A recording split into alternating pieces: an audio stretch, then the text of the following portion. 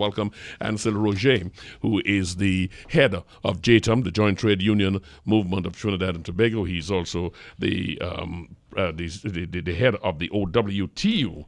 Comrade, good morning to you. Thank you so much for joining us. Good morning to you, Comrade Bishop, and good morning to your listeners and wherever else we are being heard. I thank you so much for your patience and understanding the adjustments we did this morning. Let us talk about Friday. Friday was a big day for the trade union movement. Folks were asked to come down to the Brian Lara Promenade to let their voices be heard against the government's attitude towards workers and employers generally. Would you call what happened on Friday a success, sir? Well, I think, first of all, I want to join with all of those who would have registered a sentiment that Friday was an enormous success, which went way beyond our expectations. You know, we expected it to be successful, but we were not with the expectation that we would have been pleasantly surprised with the involvement, and that is to say, it was enormous. An enormous response that really telegraphs a powerful and clear signal and message to the government that all is not right and that enough is enough, and that for good governance they need to take stock and they need to begin the process of active consultation with all of the stakeholders.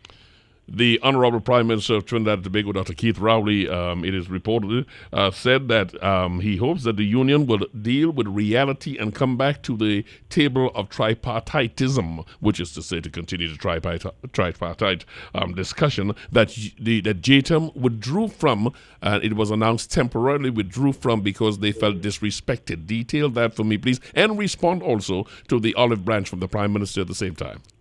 Well, Comrade, I think that it's respectfully to the Honorable Prime Minister, it's not an olive branch. It is a display of a bit of naiveness combined with a tinge of arrogance and so on. And it's a bad cocktail for where we are at this point in time. The Prime Minister knows fully well that we were in discussion. While we were in discussion, we committed to tripartitism because we felt that that is the only way that all of us can chart the way forward, that is to say business, labor, and government.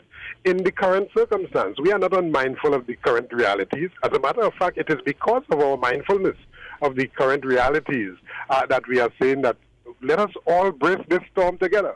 But while we were at the table, employers are sending workers home, and the government themselves, through their agencies, are sending workers home. And we know the TDC matter in that regard. So how could you say now and give the appearance or the complexion that is we just walk off the table like that? But when we were requesting to meet with the Prime Minister ad nauseum, letter after letter. The Prime Minister, who is Prime Minister today, can't find the time to meet with an important stakeholder, which Prime Minister, incidentally, as opposition leader, would have been at a moment's notice on his request on every occasion to let's talk about what is good governance. Good governance is not just one party saying let's take the reality into consideration. We take the reality. The stark reality is that today thousands of workers have been retrenched. The government is continuing on that retrenchment mode to balance its books. And we are saying, Prime Minister, hey, let's reset the clock. Let us meet and have some discussions around this whole issue of involvement and so on. And let us talk about how do we share the brunt of this burden of adjustment. It must not just be, comrade, that workers are sent home, the government balances books, the employers and they are good with their profit margins because to maintain their profit margins, they send workers home, and then the workers are the ones that feeling the brunt. And our members are saying, but hey, you're talking, but look at what is happening. We are going home. We are feeling the hemorrhage. And that is the current reality. I think that the Prime Minister must take into account and so on. So that is why we requested, listen, let's talk. Let us talk. The President General of the Oilfield Workers Trade Union and JTUM leader, Ancel Roget, is with us on the telephone here. You said, let us talk about it, but precisely that is what the tripartite atmosphere was set up to be. Now my point is this. The best of relationship. You can go from estate to real estate. You can go to matters of state. You can go to a domestic situation. There are problems in there. There is going to be a tough situation. Was withdrawing albeit it was stated temporarily, was withdrawing a good answer. Because, again, we are right back to square one where you were saying, let us talk. That is precisely where we are supposed to have these uncomfortable discussions, sometimes rancorous, at these tripartite table. Is that not where we're supposed to have these differences aired? No, but you're correct. And in that regard, somebody holds the higher authority. And if some things are happening within that tripartite arrangement and you appeal to the Prime Minister for discussion and there's no discussion, but the hemorrhage continues, then you have to take some course of action. Look, you talk about the issue of in the various relationships and so on. In domestic situations, you have what is called abusive relationships. You have what is called, abuse on one party or the other. And you are not suggesting by any stretch of the imagination that if one party in a domestic relationship is physically abusing the other, that they should stay. No. They should remove themselves and then some sort of arrangement, some sort of discussion, some sort of mediation, some sort of balance must be applied before they put themselves back in that environment. And I likened the situation to that, because when you send thousands of workers home, we look at this thing in abstract, and the only time anybody, whether the PNM supporter or otherwise, the only time they would think seriously about that, it is when they get a letter to go home. And when they get a letter to go home, it is their family that is decimated. It is no bread on the table for that family. And we are saying that we have put forward a proposal which deals with a different approach, where workers do not have to go home. We made that proposal to the government, all of the agencies, even NTAC and so on, where we were saying that, listen, let us take an alternative to these austerity measures that have been handed down. We are in the period of austerity, Yes. And those are the prescriptions of IMF, and they are recommending even further. So more and more workers would go home. How do you turn the wheels of an economy when you don't have people to spend in that economy? The economy is coming to a standstill, comrade, if it has not came to that as yet. Comrade Roger, let me ask you this question, though. Yeah. On the one hand, while it's understood that the cost of living and everything is going up, in an era, you know what it is, austerity. I mean, it's difficult all round. You know the revenue coming to the country and where we were and the plans. Is it the reporting of the media? Is it a misperception, a misconception? Is it people misconstruing what is said?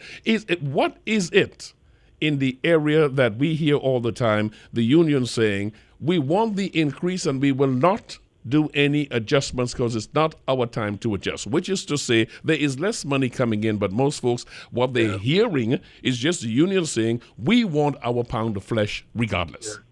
Well, I thank you for that question so that we can bring some absolute clarity to that this morning, because that is not where we are located. We are saying, first of all, that let us talk about how do we equitably share this burden of adjustment. You cannot in the same economy have banks declaring huge profits. You say the country don't have no money. Corporations are declaring huge profits. Private companies declaring huge profits.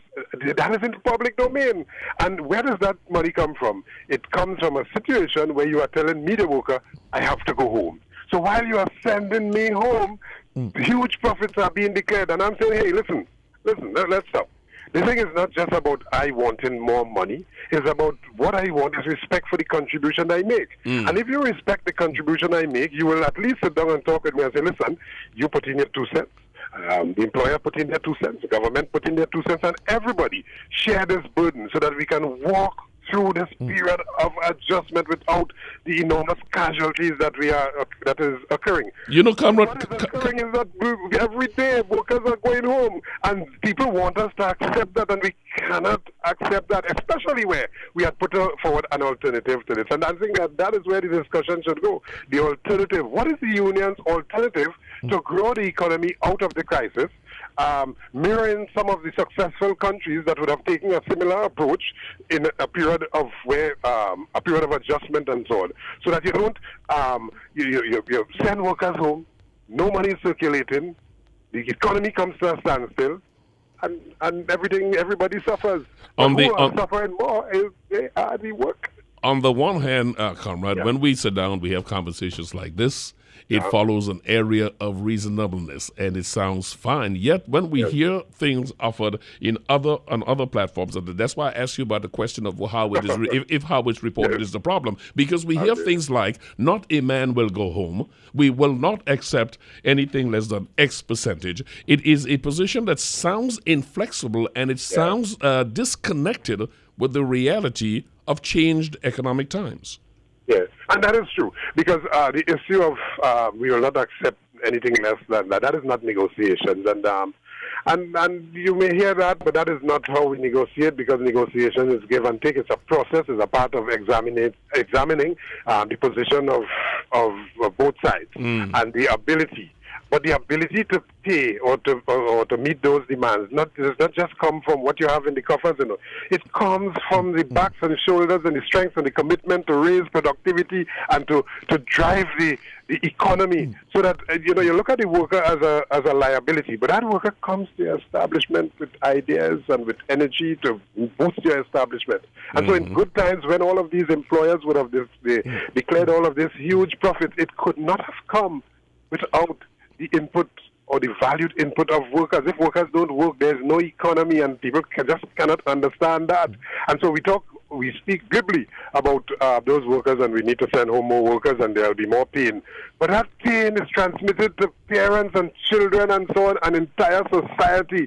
The entire fabric of this community is being disturbed when you send workers home. The worker who would have been able to be at work, earn a little pittance, pay somebody to do a little walking outside, and so pay a little carpenter to do a little work around the house. The money spreads throughout the community.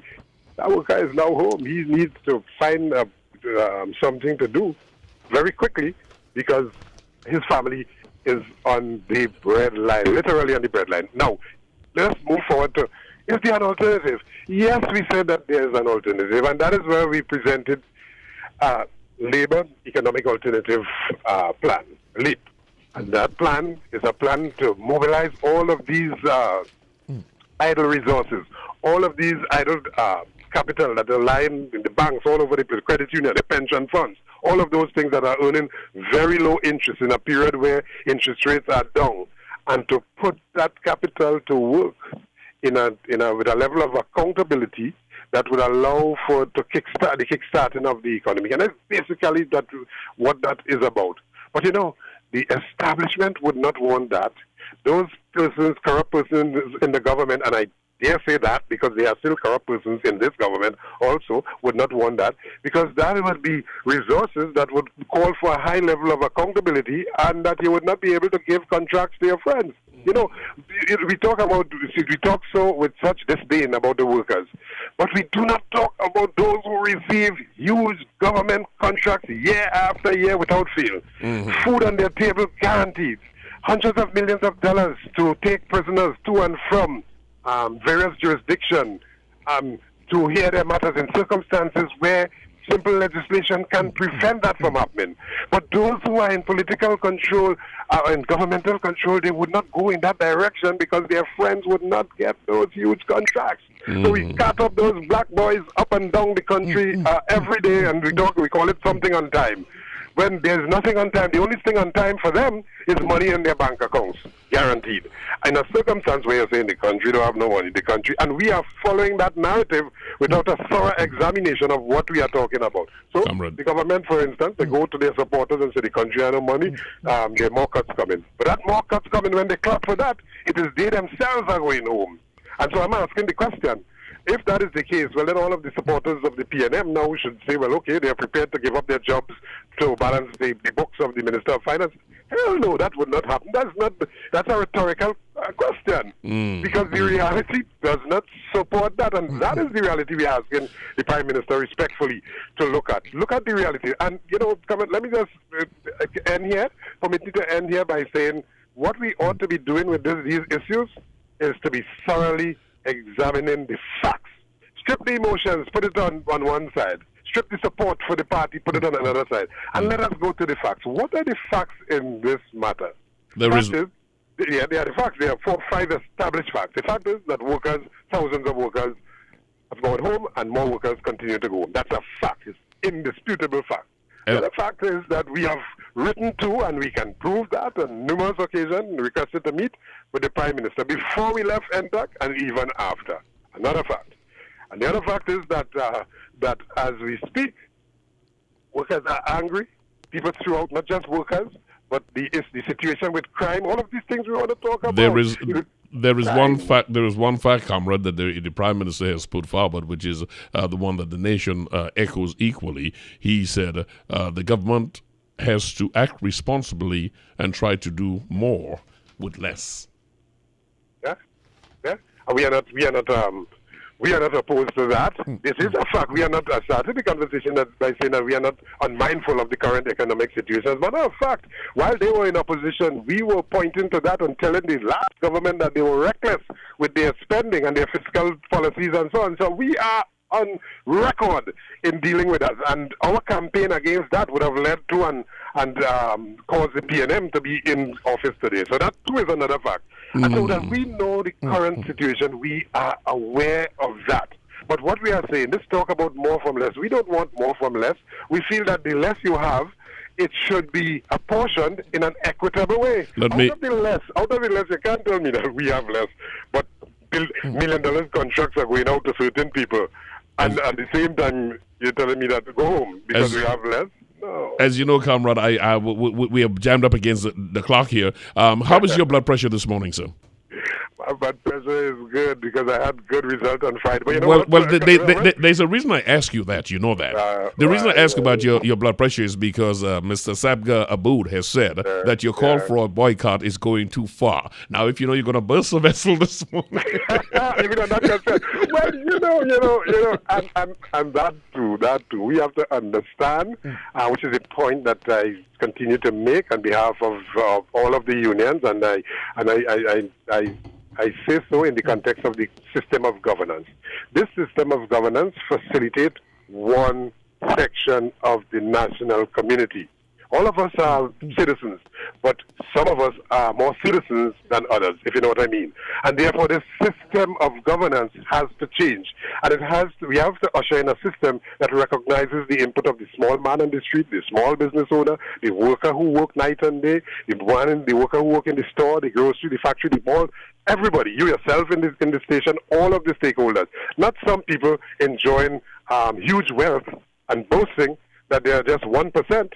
And they are more powerful than the rest of us. And so I come to that point about the comment that that is being made in defense of what is obviously an unacceptable and untenable position by this 1%. No, we are not about race. We are about a class. We are about a class struggle that says the working class provides for the rest of the national community from time in inception. Call it what you are. We're working people. Are the ones that turns the wheels of the economy in Trinidad and Tobago and any country. And therefore we are saying that that class is being marginalized and is being disrespected. And therefore that class needs to stand up now and take its pride of place. And if we are as workers, work hard, pay taxes, and our little disposable income is spent in areas where people feel that they're more powerful than us, get us exert our power and spend it elsewhere. That has nothing to do with race. I'm going to ask you for a two-word answer on this one, as I really must go. Jamaica is on the line for us to go to next. Does he not make a point, however, that calling for a boycott is not the way to go? No, I don't think so. I think that he is defending his own financial interest. But does he not have a point that calling for a boycott is something that is going to have a domino effect all around? It's happening already. They are sending workers home. They are underpaying them. They are working them in some of the most inhumane conditions. And we are calling for all of that to end. And pointing to and calling for a radical approach to it is certainly going to bring attention to the issue. And that is where we want to go. We want the narrative to change. We want the focus to be on them and what they are doing and what they are doing wrong in the privacy of their own enclaves. Comrade, thank you very much for taking the time to be with me this morning. All right, thank you very much for having me. Comrade Ancel Roget, who is the head of JTUM and the leader of the most powerful union in Trinidad and Tobago, the OWTU.